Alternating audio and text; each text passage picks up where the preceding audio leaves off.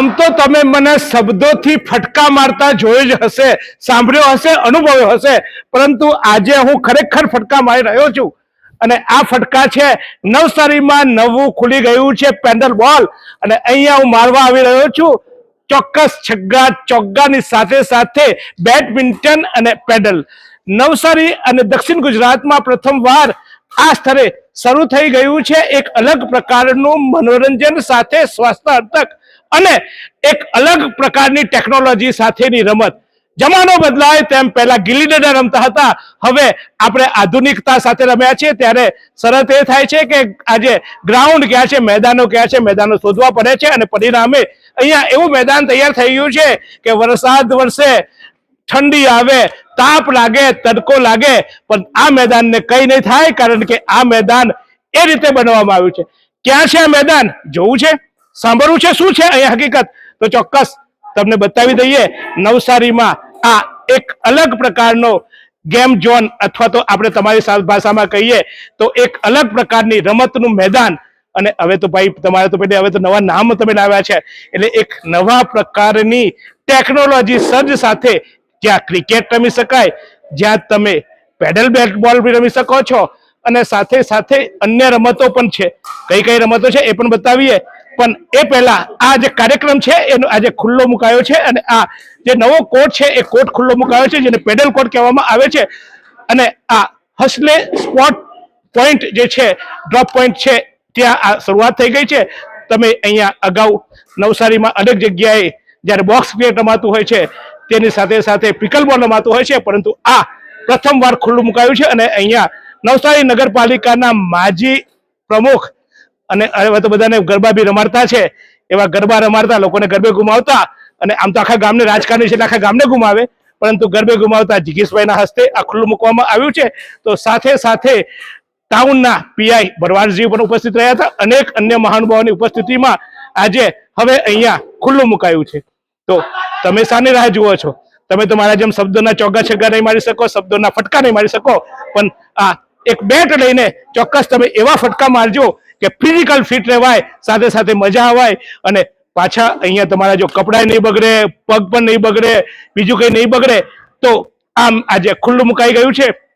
શું છે એની વિશેષતા એ હું તમને બતાવીશ, પણ મહાનુભાવોની સાથે વાત પણ કરી લઈશું, કારણ કે આ પ્રકારની રમત નવસારીમાં નવી છે, તો નવો અનુભવ પણ મેળવીએ. તો નવસારીના ઇટારવા પાસે આવેલા હર્સલે સ્પોર્ટ્સ ડ્રોપમાં ધીમે ધીમે નવી નવી સુવિધાઓ ખુલતી જાય છે. ત્યારે આજે જેને આ સુવિધા ખુલ્લી મૂકી છે જિગીશભાઈ, નવસારી હવે આધુનિક મહાનગર બન્યું, એની સાથે રમતો પણ બદલાઈ, રમતોના સ્તર પણ બદલાયા. શું કહેશો?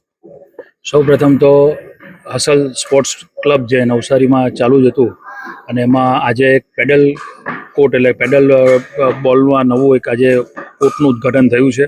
એના માટે બાબલીભાઈ અમારા જે પરમ મિત્ર છે, અને સાગરભાઈ જે મુંબઈથી છે ને ડાયમંડના વેપારમાં સંકળાયેલા છે ને, પણ નવસારીમાં અવારનવાર એક નવા પ્રોજેક્ટ એ લાવતા જ રહે છે. એટલે બંને ટીમને હું ખૂબ ખૂબ અભિનંદન આપું છું. સાથે સાથે સાચી વાત છે જીતુભાઈ કે જે છોકરાઓ આપણે જોતા હતા છેલ્લા 3-4 વર્ષથી, જે આપણું જે ટીનેજર્સ જે ધન છે, આપણું યુવા ધન, એ મોબાઈલ ને ટીવીના માધ્યમથી એક ઘરમાં દબાઈ રહેલા હતા. ત્યારે આવી બધી ઇવેન્ટો ઘણા બધા નવસારીમાં આપ જોઈ શકો છો. પેડલ કોર્ટના અને આપણે જે પિકલ બોલના કોર્ટ, બેડમિન્ટન કોર્ટ, બધા નવા કોર્ટ બનતા ગયા. એમ તો એ ધન બધું આપણી પાછું બહાર આવતું ગયું, શારીરિક એક્સરસાઇઝ વધતી ગઈ, ને એક ફિટનેસનું પાછું માહોલ નવસારીમાં ક્રિએટ થવા માંડ્યું. એમાં આજે પેડલ કોર્ટ એ નવસારીમાં પ્રથમવાર છે, એનું ઉદ્ઘાટન આજે કરવાનો આનંદ પણ મને છે. અને બંને ટીમના લોકોને અભિનંદન એટલા માટે આપું છું કે નવો કન્સેપ્ટ નવસારી માટે લાવ્યા છે, અને ખૂબ સફળ એવી શુભેચ્છા કરું છું.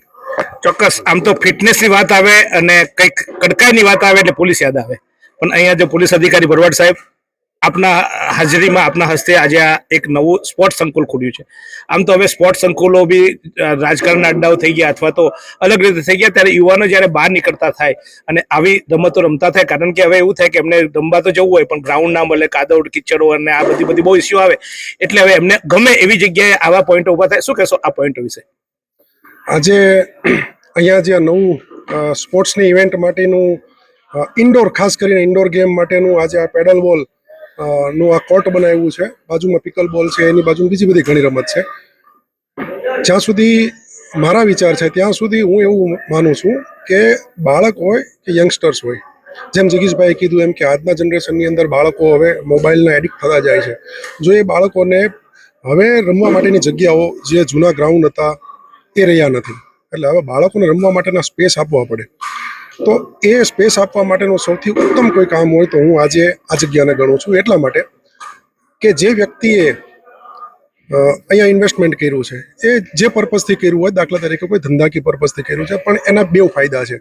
એક વ્યક્તિનું ઇન્વેસ્ટમેન્ટ કરનાર વ્યક્તિના માટે ધંધો છે, અને બાળકો માટે રમત છે, અને ફિઝિકલ ફિટનેસ યુવાનો માટે છે. આવી રમતો મોટાભાગની ઇન્ડોર ગેમમાં જે રમાતી હોય છે એના માટેની સ્પેશિયલ સુવિધાઓ જે પૂરી પાડવી પડતી હોય છે, એ સુવિધાઓ આજે અહીંયા હું જોઈ શકું છું. એટલે હું ચોક્કસપણે મારા બાળકોને પણ મારે કોઈક ઇન્ડોર ગેમ રમવા માટે લઈ જવું હોય તેના માટે પ્રોત્સાહન મારે શું આપવું, આજે અહીંયા આવીને મને એવું થાય છે કે બાળકોને પ્રોત્સાહન આપવા માટે માત્ર એક વખત તમે આ સ્થળની જો મુલાકાત કરાવો તો તમારા બાળકો, તમારા ભાઈ બંધુઓ એ ચોક્કસપણે આ જગ્યાએ આવશે અને પોતાની ફિઝિકલ ફિટનેસ પણ રાખી શકશે.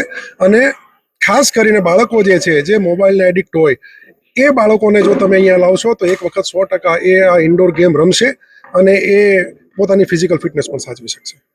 તો આપે જોયું તેમ જનરલી હવે પિક્ચરો તો બધા બહુ આવે, પણ સાદા થિયેટરમાં લોકો પિક્ચર જોવા નથી જતા, એમને મલ્ટીપ્લેક્સમાં જવું હોય છે. કારણ કે યુવાનોને તમે સુવિધા આપી, યુવાનોને આધુનિકતા બતાવી.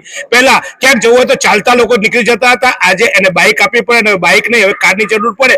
જમાનો બદલાય, યુવાનોનો જીવન વ્યવહાર બદલાય, એમ સુવિધાઓ જોઈએ. એટલે અહીંયા એવા બાળકોને લઈ જવાય કે જે બાળકોને સુવિધા જોઈતી હોય, જે બાળકોને લક્ઝરીઝ જોઈતી હોય, અને સાથે સાથે એ બાળકોમાં રહેલી જે ટેલેન્ટ છે એ ટેલેન્ટ પણ ઉજાગર કરવા, સાથે સાથે તેઓ રમતા થાય, ખેલતા થાય. અને ચોક્કસ ભાઈ રમશું તો જીતીશું, અને જીતીશું તો આગળ વધીશું, એવા કન્સેપ્ટ સાથે પણ અવાય. કારણ કે અહીંયા માત્ર એક રમત નહીં, પણ આ એક એવું સંકુલ છે જ્યાં તમે બધી જ રીતે માત્ર આ 3 રમતો નહીં, અન્ય રમતો પણ અહીંયા છે. અને એ રમતોના પણ ચોક્કસ અમે તમને આ વિડીયો બતાવીએ છીએ. તે રીતે અલગ અલગ પ્રકારની અહીંયા રમતો પણ છે. એટલે માત્ર અત્યારે આ એક વિભાગનું ઉદ્ઘાટન થયું, એના અગાઉ 2 વિભાગો ચાલુ હતા, અને નવું અહીંયા બનતું જ રહેવાનું છે.